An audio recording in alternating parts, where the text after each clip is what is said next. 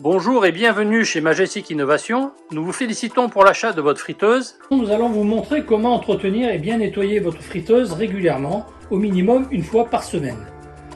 Il est essentiel de bien nettoyer votre friteuse et de l'entretenir régulièrement afin d'assurer de bonnes conditions d'hygiène et aussi d'assurer sa longévité et son bon fonctionnement. Nous allons commencer par vous montrer comment nettoyer la porte. Alors la porte se démonte sur la partie donc de la trappe de chargement en dévissant ici le bouton noir qui sert de fixation au système de chargement par la lampe.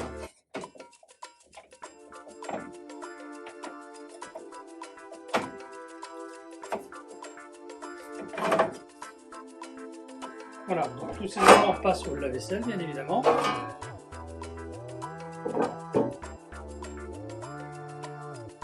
Nettoyez bien aussi l'intérieur, effectivement ici du renfort dans l'épaisseur où vous pouvez retrouver des traces d'huile qu'il faudra enlever aussi régulièrement pour assurer une bonne hygiène. Une fois ces éléments nettoyés, on remonte donc le système de la manière suivante.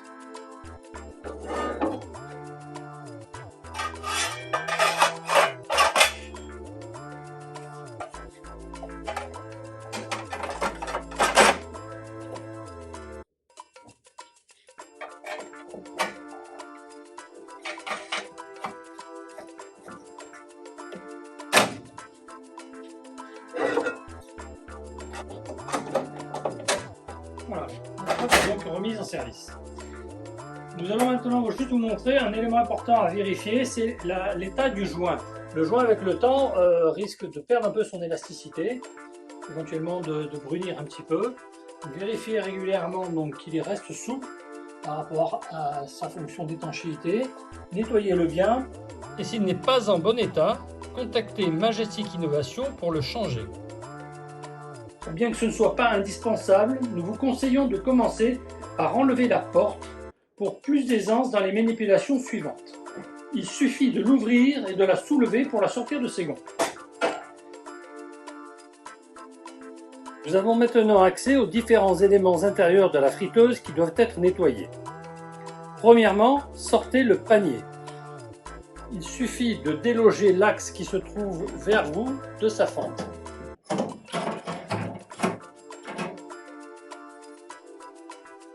Ensuite, retirez le déflecteur d'huile qui est juste posé sur le pot à huile. Retirez maintenant la résistance en la soulevant grâce à sa propre poignée.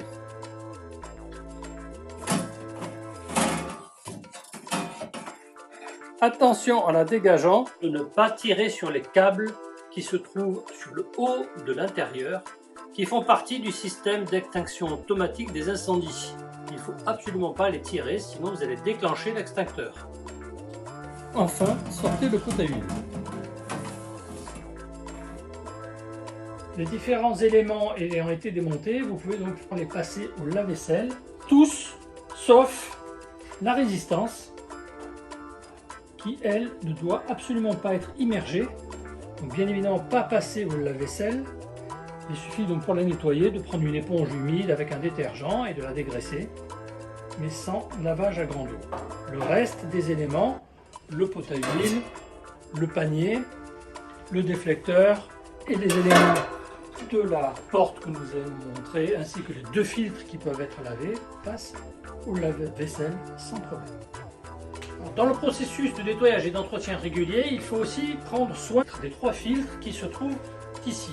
Le filtre à charbon qui est en haut, le filtre intermédiaire et le filtre incliné qui est le plus bas. Sachant que le flux de la cheminée va du bas vers le haut. Donc nous allons commencer par sortir le filtre à charbon sur lequel nous pouvons passer un chiffon humide dégraissant pour le nettoyer, et sans oublier qu'il faudra le changer impérativement tous les 3 mois. Ensuite, les deux autres filtres, eux, passent au lave-vaisselle. Le filtre intermédiaire, on peut passer au lave-vaisselle et il faut absolument respecter le sens de montage En respectant le sens du flux, vous voyez donc une flèche est inscrite dessus qui décrit donc le flux du bas vers le haut.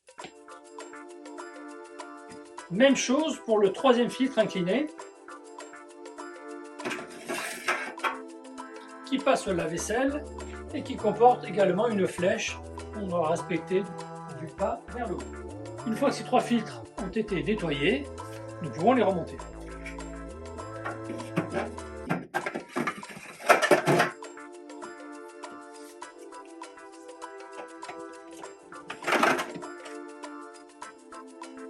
Le filtre à charbon, lui, n'a pas de sens.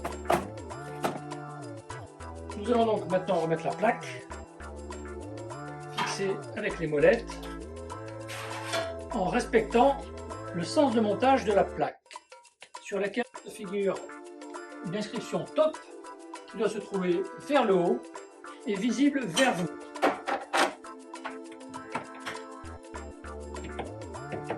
Il est impératif de bien comprendre et de bien noter que la présence des trois filtres est absolument indispensable.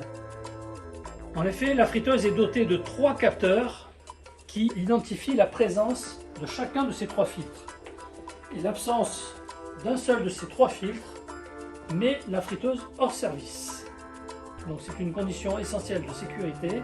Les trois filtres doivent être présents et régulièrement changés. Tous les 3 mois le filtre à charbon et tous les 6 mois le filtre intermédiaire. La friteuse étant débarrassée de tous ses composants, vous avez maintenant accès à l'intérieur et vous pouvez la nettoyer et la dégraisser avec un détergent classique, une éponge humide et bien dégraisser l'ensemble des parties. Alors, il est essentiel de bien nettoyer la friteuse au moins une fois par semaine afin qu'elle ne s'encrasse pas et que l'huile ne finisse pas par durcir et devenir brune avec le temps si vous ne la nettoyez pas régulièrement. Alors, nous vous demandons de faire très attention de ne pas inonder les parties électriques des connexions qui se trouvent ici, dans lesquelles il ne faut pas projeter de l'eau. Faites attention également à ne pas tirer sur le câble de déclenchement du système anti-feu pendant le nettoyage ou toutes les opérations de manipulation de la friteuse. Dernier élément qu'il ne faut pas oublier de nettoyer, la rampe de déchargement des frites qui se trouve sur le côté. On démonte tout simplement en la soulevant vers le haut et en la dégageant du côté, sachant que bien évidemment elle passe au lave-vaisselle. Nous allons maintenant remonter les différents éléments qui composent la friteuse. Il faut remettre en place le pot à huile qui se glisse tout simplement au fond de la friteuse. Nous allons maintenant remettre la résistance en place. Celle-ci, comme vous l'avez vu, est démontable, ce qui facilite grandement le nettoyage. Ces connexions femelles se trouvent dessous, ici, et il va falloir les mettre bien en place en face des connexions mâles qui se trouvent à l'intérieur de la friteuse. Pour cela, il faut se servir du système de guidage suivant. À l'intérieur de la friteuse se trouve une petite plaque de guidage au fond, ici. Celle-ci sert de butée lorsque vous allez présenter la résistance. Deuxième élément de guidage, sur la résistance se trouve une plaque latérale qui dépasse, ici. Celle-ci va venir en appui sur le montant intérieur de la friteuse qui se trouve ici. Prendre appui sur cette plaque latérale et pousser délicatement la résistance au fond de la friteuse jusqu'à la butée. La résistance est bien maintenant juste positionnée au-dessus de ces connexions électriques. Il suffit maintenant d'appuyer sur la poignée assez fermement vers le bas pour bien faire entrer en contact les connexions. Maintenant que la résistance est installée, mettons en place le déflecteur d'huile qui est juste posé sur le pot à huile, comme ceci. Nous allons maintenant poser le panier. Le panier motorisé avec son revêtement téflon comporte un axe avec 2 extrémités. Celle-ci qui est plate va venir se loger au fond sur l'axe du moteur dans la fente de cette petite came. L'autre extrémité se glisse dans cette fente.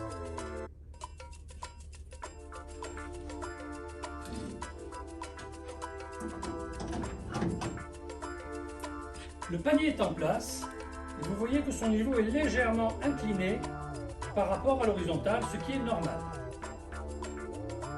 Reste à mettre en place la rampe de déchargement des frites.